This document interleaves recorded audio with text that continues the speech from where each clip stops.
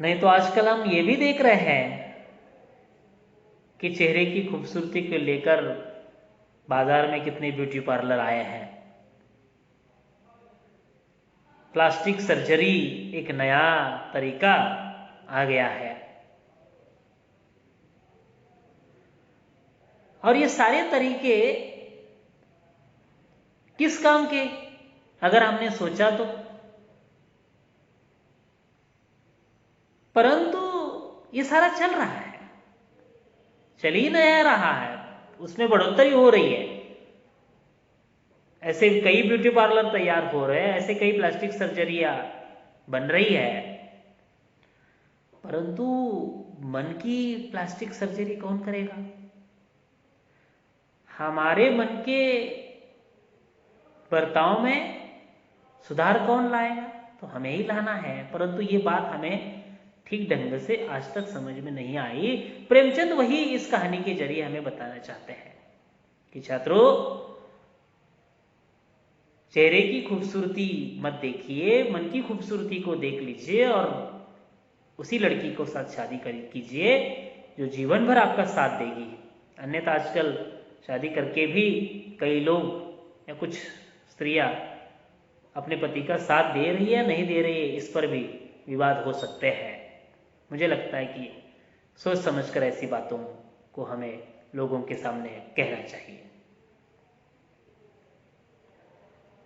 और मामा जी की बातों पर भरोसा करके उन्होंने शादी तो की है, परंतु ये बात उन्हें कहानी के अंत में जो कथानक लेखक ने चित्रित किया है उस पर समझ में आ जाती है कि लगातार 3-4 महीने बिस्तर पर जब उनकी पत्नी आशा जी विपिन बाबू की सेवा शुश्रूषा करती है, तब सही मायनों में विपिन समझ लेता है कि यही मेरी धर्मपत्नी है जिसके साथ मैंने बहुत बड़ा अन्याय किया है, जिसके साथ मैंने बहुत बड़ा गलत इस्तेमाल किया है, उसका गलत फायदा लिया उसके स्वभाव का। क्योंकि आशा जी चेहरे से बहुत खूबसूरत नहीं है, परंतु उसकी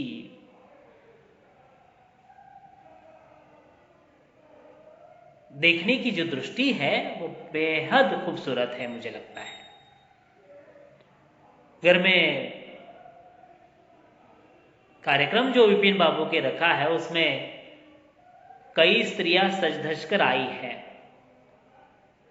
और विपिन बाबू के मित्र भी उन्हें मिलने के लिए आए हैं। विपिन बाबू दूसरे मंजिले पर है और जहां पर खिड़की है वहीं पर उसका बिस्तर, बेड जो हम कहते हैं, लगाया है और विपिन बाबू और उसके मित्र खिड़की से झांक कर देखते हैं नीचे और मित्र विपिन बाबू को पूछते हैं कि देखिए परियों का कैसा मेला जमा हुआ है। मतलब स्त्री को लेकर हमारी जो ये सोच है भारतीय संस्कृति में, पुरुष सत्ता की परंपरा की सोच जो है, इस सोच को भी प्रेमचंद ने इस कहानी के जरिए बताने की कोशिश की है। और उनके मित्र उन्हें पूछते भी है कि इनमें से कौन सी स्त्री आपको खूबसूरत लगती है, जरा बताइए तो।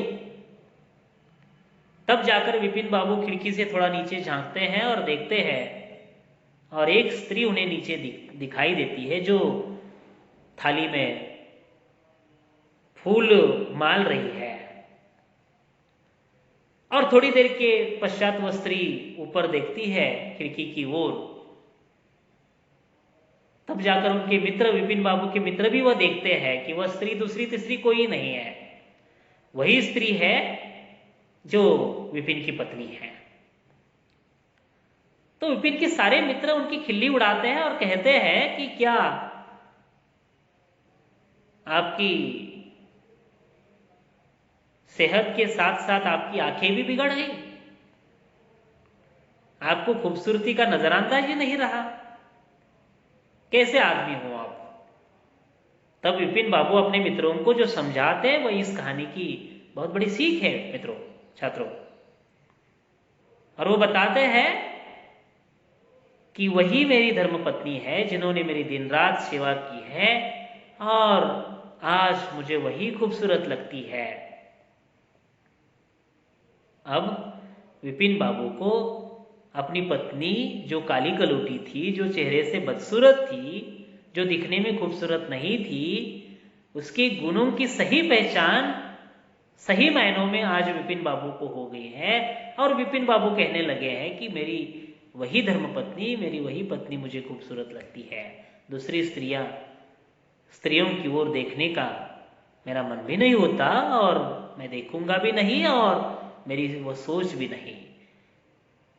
इस कहानी की कथा या आशा का पूरा बर्ताव विपिन का जीवन परिचय बदलने में मदद करता है। ये इस कहानी की सबसे बड़ी उपलब्धि है छात्रों। साहित्य क्या पढ़ाता है? तो साहित्य यही सीख हमें देता है, जीवन यापन करने की दिशा हमें देता है, जीवन यापन करने की कला हमें सिखाता है। यही साहित्य है।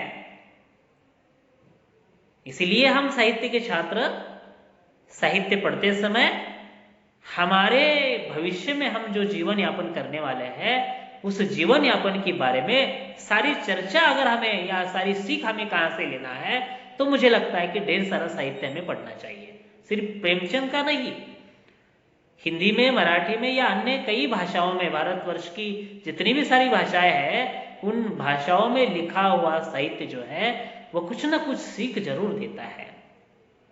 इसलिए ये कहानी जो है स्त्री और पुरुष हमें सबसे बड़ी सीख देती है। उनके मित्र की सोच जो है वो सोच विपिन बाबू बदल देता है और मित्रों को भी सलाह देता है कि आप भी अपनी खूबसूरती की तलाश करें।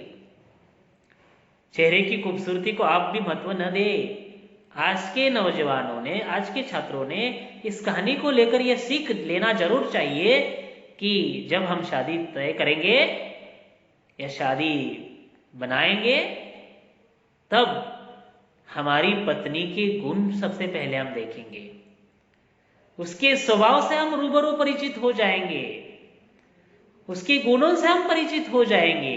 रूबरू यानी प्रत्यक्ष रूप में परिचित होना, जिसको हम कहते हैं। और जब तक हम ये करते नहीं, तब तक मुझे नहीं लगता कि भारतीय संस्कृति के विकास में एक मार्ग जो है, ये एक मार्ग हमें जरूर पता चलेगा। मुझे लगता है एक मार्ग है, एक भारतीय संस्कृति को सुधारने का, भारतीय संस्कृति को महान बनाने का, भारतीय संस्कृति को आदर्श बनाने का। हम कहते तो है भारतीय संस्कृति महान है, लेकिन किसके जरिए? पुरुष सत्ता की परंपरा जो विपिन बाबू के माध्यम से प्रेमचंद ने इस कहानी में बताई है, वो परंपरा अगर हमने लागू की या उस परंपरा का ऐसा ही वहन करते गए, तो मुझे नहीं लगता कि भारतीय संस्कृति महान बनेगी। परंतु बच्चों, आशा के माध्यम से जो इस कहानी में जो सीख दी है, उस सीख को अगर हमने जीवन यापन में बदल दिया या उसको थोड़ा सा ढाल लिया, तो मुझे लगता है कि भारतीय संस्कृति महान हो जाएगी। और बाद में कहानी के अंत में जो विपिन बाबू की दृष्टि बदल गई है, अपनी पत्नी की ओर देखने का उसका जो नजरिया बदल गया है। जब वो खाना खाते समय उनकी पत्नी पूछती है कि मुझे चेहरे बनाने वाले डॉक्टर के पास क्यों नहीं लेके जाते, तो सिर्फ विपिन एक कारण बताता है कि मुझे काम देखने के दौड़ धूप में समय ही कहाँ रहा है, और आपको किसने बताया चेहरा बनाने वाले डॉक्टर आए हैं? तो पत्नी कहती कि मैंने सुना है, मुझे लेकर जाइए, मेरा चेहरा खूबसूरत बनेगा तो कम से कम आप बात करेंगे मुझसे, क्योंकि शादी होकर कई दिन हो गए हैं, 4-6 महीने हो गए हैं, विपिन अपनी पत्नी से बात करने के लिए तैयार नहीं है। ये क्या सीख है, मुझे बताइए छात्रों?